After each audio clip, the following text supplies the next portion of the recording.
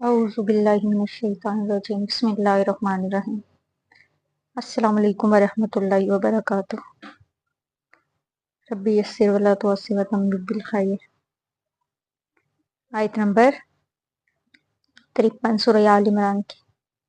ए रब हमारे, हम ईमान ले आए उस पर जो तूने नाज़िल फरमाया और हम इत्तबा कर रहे हैं तेरे रसूल का, बस तो हमारा नाम गवाहों में लिख दे। क्या है कि अब यही लफ्ज जो गवाह बाद में ईसाइयों के एक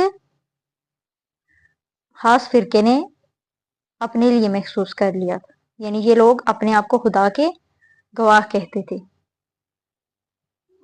सूरह बकरा की आयत नंबर 143 में हम पढ़ के आए हैं, इसी तरह तो हमने तुम्हें एक उम्मत वस्त बनाया है ताकि तुम लोगों पर गवाह हो और रसूल तुम पर गवाह। तो ये लफ्ज शायद गवाह कदीम है और इस्लामी हिकमत और इस्लाम की जो मुस्तलहात हैं उसमें एक हैसियत है इसकी। आयत नंबर 54 है, अब उन्होंने भी चालें चली और अल्लाह ने भी चाल चली। अल्लाह बेहतरीन चाल चलने वाला है, यानी यहूदियों की इन चालों का तोड़ करने के लिए अल्लाह ने अपनी चाल चली। अब अल्लाह ने क्या चाल चली उसकी तफसील कुरान या हदीस में नहीं है।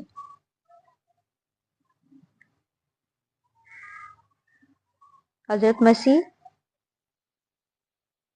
जब एक बाग में रिपोज थे तो आप उस बाग के अंदर बनी हुई एक कोठरी में रात के वक्त इबादत में मशगूल थे। जब आपके 12 हवारी भाई मौजूद थे, उस वक्त शख्स वहां से चुपके से सटक गया और सिपाहियों को ले आया था कि आपको गिरफ्तार कर सके। ये रोमी सिपाही थे और कदीले लेकर आए थे। उन्होंने सिपाहियों से कहा था कि मैं अंदर जाऊंगा और जिस शख्स को मैं कहूँ ए हमारे उस्ताद, बस इसी को पकड़ लेना, वही मसीह। जाहिर है रोमियों को तो नहीं पता था मसीह कौन है। और जैसे ही शख्स कोठरी में दाखिल हुआ, उस वक्त कोठरी की छत फटी और 4 फरिश्ते नाजल हुए जो हजरत मसीह को लेके चले गए। अल्लाह ताला उस शख्स की शक्ल तब्दील करके हजरत मसीह वाली शक्ल बना दी।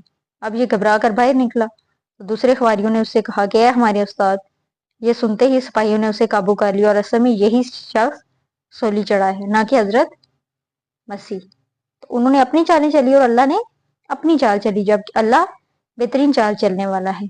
आयत नंबर 55 है, याद करो जब अल्लाह ने कहा ए ईसा, अब मैं तुम्हें ले जाने वाला हूं अपनी तरफ, उठा लेने वाला हूं और तुम्हें पाक करने वाला हूं उन लोगों से जिन्होंने कुफर किया, और गालिब करने वाला हूं उन लोगों को जो तुम्हारी पैरवी करेंगे क्यामत तक, उन लोगों पर जो तुम्हारा इनकार कर रहे हैं।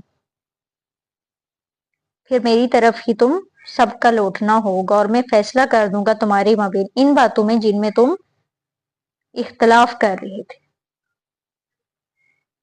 कि जब अल्लाह ताला ने कहा कि ईसा अब मैं तुम्हें ले जाने वाला, अपनी तरफ उठाने वाला हूं, अब ये मौत नहीं थी, ये अल्लाह ताला ने जिंदा जब मसीह अलैहिस्सलाम को हजरत ईसा अलैहिस्सलाम ने उठाया, तुम्हें पाक करने उन लोगों से जिन्होंने तुम्हारे साथ कुफर किया, यहूद जिन्होंने हजरत ईसा अलैहिस्सलाम का इनकार किया। उस वक्त से लेकर मौजूदा जमाने तक हजरत मसीह के जो पैरोकारों से मार खाते रहे। हजरत ईसा अलैहिस्सलाम 30 या 33 ईस्वी में आसमान पर उठा लिया और उसके बाद से यहूद पर ईसाइयों के हाथों मुसलसल अजाब होता रहा। गालब करने वाला हूं उन लोगों को जो तुम्हारी पैरवी करेंगे क्यामत तक, उन लोगों पर जो तुम्हारा इनकार करेंगे। अब आज ये सूरत हाल है यहूदी दुनिया भर में सियासत और इक़्तिदार पर छाए हुए, तादाद में कम होने के बावजूद इस वक्त दुनिया की मैशत का बड़ा हिस्सा उनके कंट्रोल में है। लेकिन हकीकत में ये सब कुछ ईसाइयों की पुष्टपनाही की वजह से। अगर ईसाई उनकी मदद ना करें तो वो ये सब ना कर सके। फिर मेरी तरफ ही तुम सबका लौटना होगा और मैं फैसला कर दूंगा तुम्हारे माबीन इन बातों में जिन पे तुम इख्तलाफ करते हो। अल्लाह की तरफ ही हम सब ने लौट के जाना है। आयत नंबर 56, तो जो लोग تو وہ لوگ جو کفر کی روش اختیار کریں گے میں انہیں عذاب دوں گا، بہت سخت عذاب، دنیا میں بھی اور آخرت میں بھی، اور نہیں ہوں گے ان کے لیے کوئی مددگار۔ نہیں، اللہ سبحانہ و تعالیٰ فرما رہے ہیں کہ جو کفر کی روش اختیار کریں گے، جب ان کے پاس کتاب آ گئی، ان کے پاس اللہ کا حکم آ گیا، اس کے باوجود وہ کفر کی روش اختیار کریں گے، تو اللہ کیا فرماتا ہے کہ میں انہیں سخت عذاب دوں گا، دنیا میں بھی اور آخرت میں بھی، اور ان کے لیے کوئی مددگار نہیں ہوگا۔ آیت نمبر 57 کیا ہے کہ جو لوگ ایمان لائیں گے اور نیک عمل کریں گے تو ان کو ان کا پورا اجر دے گا، یعنی پورے کا پورا، اور اللہ ظالموں کو پسند نہیں کرتا۔ یہ ہم آپ کو پڑھ کر سنا رہے ہیں آیات الہی اور پر حکمت یاد دہانی میں سے۔ اب یہاں بھی گویا پس منظر میں حضرت جبریل علیہ السلام جو اللہ تعالیٰ کی آیات اور ذکر حکیم نبی کریم صلی اللہ علیہ وسلم کو پڑھ کر سناتے تھے۔ اللہ سبحانہ و تعالیٰ فرمائے جو ایمان لائیں گے، نیک عمل کریں گے، ان کو تو ان کا پورا اجر دیا جائے گا، اللہ ان کو پورا، لیکن جو ظالم ہیں اللہ ظالموں کو پسند نہیں کرتا۔ آیت نمبر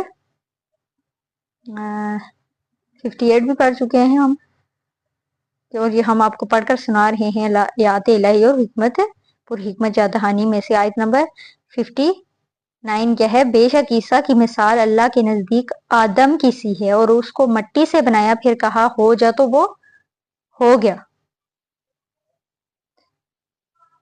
اب قرآن مجید کی یہ آیت ان لوگوں کے حق میں دلیل ہے جو آدم علیہ السلام کی خصوصی تخلیق کے قائل ہیں۔ ان کے نزدیک آدم کا چناؤ ارتقاء کے نتیجے میں کسی نوع کے وجود آنے کے بعد اس کے ایک فرد کی حیثیت سے، یہ ہم نے پیچھے پڑھا تھا کہ کچھ لوگ تھے کہ جو یہ مانتے تھے کہ آدم سے پہلے بھی ایک نوع تھی، جن میں سے ایک میں اللہ نے روح پھونکی تو وہ آدم ہو گئے، بلکہ یہ کیا ہے کہ آپ براہ راست مٹی سے تخلیق کیے گئے۔ تخلیق آدم کے ضمن میں یہ دونوں نظریے ملتے ہیں، دونوں کے بارے میں دلائل بھی موجود ہیں، ابھی یہ کوئی طے شدہ حقائق نہیں ہے۔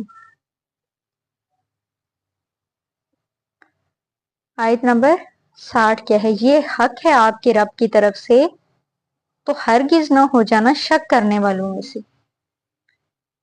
یعنی حضرت عیسیٰ علیہ السلام کے بارے میں اصل حقیقت یہی ہے جو قرآن نے واضح کر دی، باقی سب صرف افسانے ہیں۔ اس لیے کیا ہے کہ تم اس بات پہ جانا کہ جو اللہ کی طرف سے ہے، شک کرنے والوں میں سے نہ ہونا۔ آیت نمبر 61 ہے، تو اے نبی جو بھی اس معاملے میں آپ صلی اللہ علیہ وسلم سے حجت بازی کرے اس کے بعد کہ آپ کے پاس صحیح علم آ چکا ہے، بس آپ ان سے کہہ دیجئے کہ آؤ ہم بلاتے ہیں اپنے بیٹوں کو اور تم بلاؤ اپنے بیٹوں کو، ہم بلاتے ہیں اپنی عورتوں کو اور تم اپنی عورتوں کو، اور ہم بھی آ جاتے ہیں تم بھی آ جاؤ، پھر ہم سب مل کر دعا کریں اور لعنت کریں اللہ کی ان پر جو کہ جھوٹے ہوں۔ اب آپ صلی اللہ علیہ وسلم کے پاس علم تو آ چکا ہے، اس ساری وضاحت کے بعد بھی اگر جو نصارہ تھے آپ صلی اللہ علیہ وسلم سے حجت بازی کریں اور بحث کریں، بحث اور مناظرہ سے کنارہ کش ہونے کو تیار نہ ہو، تو ان کو آخری چیلنج دے دیجیے کہ وہ آپ صلی اللہ علیہ وسلم کے ساتھ مباہلہ کر لیں۔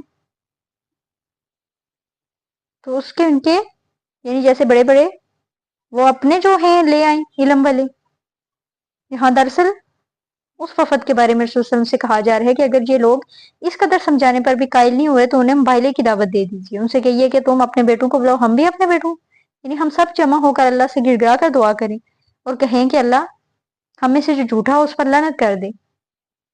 اب یہ مباہلہ ہے، اور مباہلے کی دعوت اس وقت دی جاتی ہے جب حقائق حق ہو چکے، بات پوری طرح واضح ہو چکی ہے، آپ کو یقین ہو جائے کہ میرا مخاطب بات پوری طرح سمجھ گیا ہے، اب صرف ضد پر اڑا ہے۔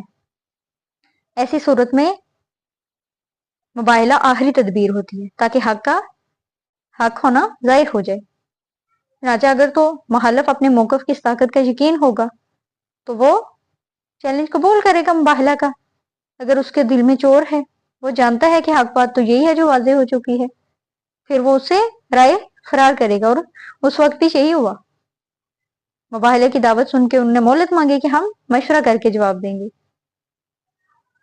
کیا ہے کہ مجلس مشاورت میں ان کے بڑوں نے خوشمندی کا مظاہرہ کرتے ہوئے ان سے کہا کہ تم یقیناً دلوں میں سمجھ چکے ہو کہ محمد صلی اللہ علیہ وسلم ہی آخری نبی ہیں، اور حضرت مسیح کے متعلق انہوں نے صاف صاف فیصلہ کنواتے ہیں کہ تم کو معلوم ہے اللہ نے بنی اسماعیل میں نبی بھیجنے کا وعدہ کیا تھا، کچھ بھیج نہیں، یہ وہی نبی ہوں۔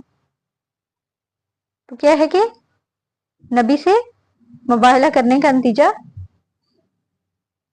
ٹھیک نہیں ہے، اس کے ہلاکت ہے، عذاب الہی سے ہے، اس لیے انہوں نے مقابلہ چھوڑ کر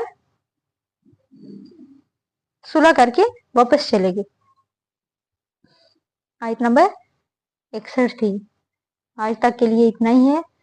دعا کریں، کیا کریں کہ اللہ جو ہم پڑھتے ہیں اس پہ حرف حرف ہمیں عمل کرنے کی توفیق عطا فرمائے۔ وما علینا الا البلاغ المبین۔ السلام علیکم ورحمۃ اللہ وبرکاتہ۔